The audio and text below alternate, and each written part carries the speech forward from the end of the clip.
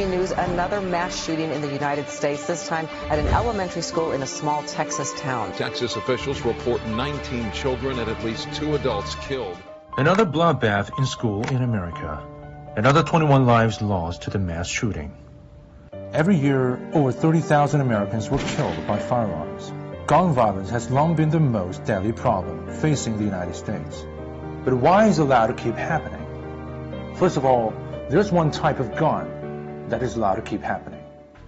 AR-15, a military-style assault rifle that is designed to kill people quickly and in large numbers. The Uvalde gunman legally purchased 2 AR-15s on his 18th birthday, and then he used one to gun down 19 children and 2 teachers. The mass-killing machines of this kind was once not available on the market after a ban on assault weapon sales was introduced in 1994. This day is the beginning, not the end, of our effort to restore safety and security to the people of this country. Well, it turned out to be the end, eventually. When this ban was about to expire in 2004, most people in power didn't bother to waste political capital on gun control in an election year. So the incumbent president got re-elected, but the assault weapon ban was no longer active. And then, in the hands of mass shooting perpetrators, AR-15s unleashed hell in Sandy Hook, in Parkland, in Buffalo, and now in Uvalde. Other than guns, what people often find responsible in this scenario is the gun lobby. When in God's name are we going to stand up to the gun lobby?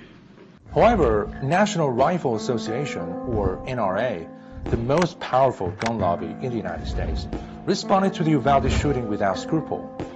Here is his first tweet immediately after the carnage. Every year, this organization spent over $3 million lobbying on the Hill, and nearly all GOP members of the Senate got a share. NRA even devised a meticulous scoring system. It gives ratings to political candidates from A+ to F based on their attitudes to gun control. It is a yardstick for future funding, endorsement, and in general, votes. These report cards keep politicians on a tight leash, make them block gun restriction bills, and sometimes even drive them crazy.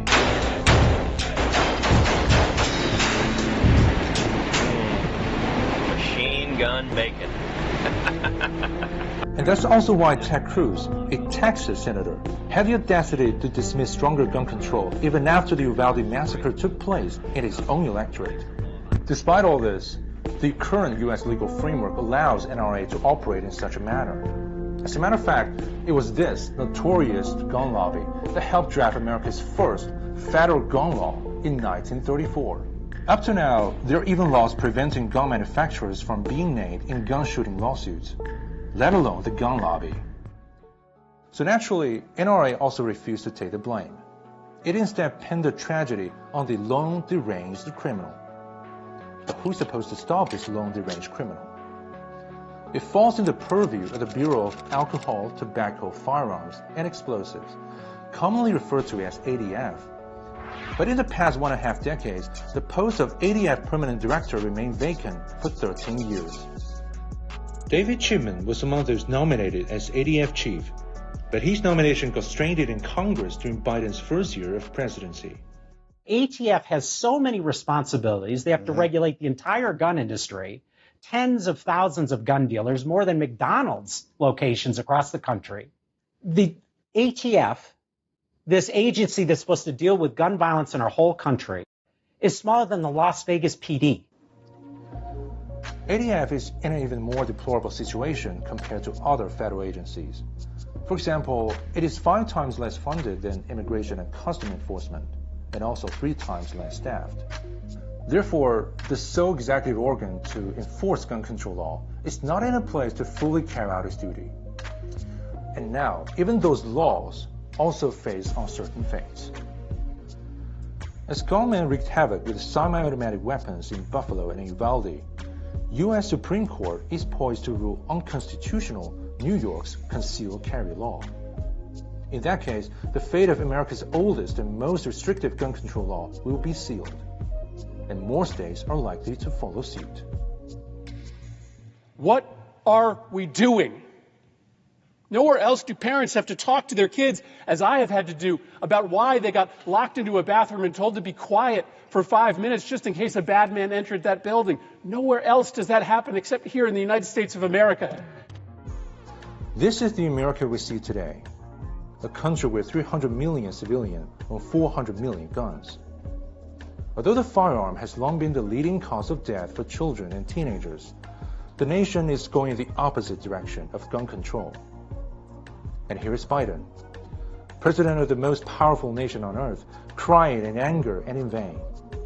Halfway into his presidency, Biden failed to push any piece of legislation aimed at preventing mass shooting.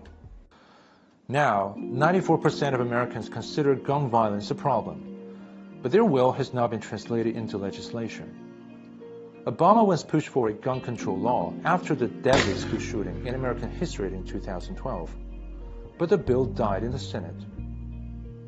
A majority of senators voted yes to protecting more of our citizens with smarter background checks. But by this continuing distortion of Senate rules, a minority was able to block it from moving forward. The American people are trying to figure out how can something have 90% support and yet not happen. The bill died, even though the senators who supported the bill represented 2/3 of Americans. This failure in the basic democratic principle lingers on, and now turns out fatally consequential. 19 innocent kids and 2 teachers were shot to death in Uvalde. But assault rifles are still on sale. Gun lobby still hosts their rally. Law enforcement is still without a chief. And the weirdest part is, not a single government official or lawmaker is held accountable for the tragic human loss. Maybe it is time for them to take seriously American people's unalienable rights of life, liberty, and pursuit of happiness. And maybe first of all, life.